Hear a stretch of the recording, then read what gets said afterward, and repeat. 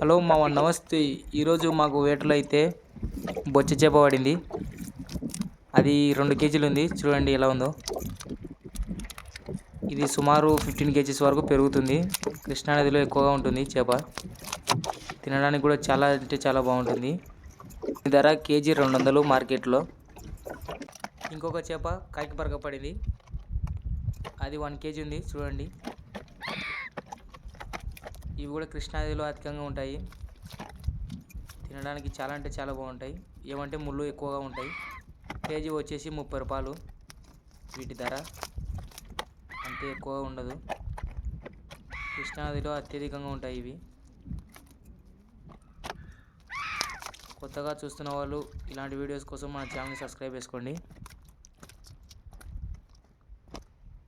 చూడండి ఎలా ఉందో కాకిపరక. మాకైతే అన్ని చేపలు పడ్డాయి. ఇంకా వల పీకేస్తున్నాం. చూడండి పిట్టెలు లేచిపోతున్నాయి. ఇదంతా కృష్ణానది. చూడండి అక్కడ 2 చిన్న చేపలు పడ్డాయి. మొత్తం బంగారు తీగలు అవి.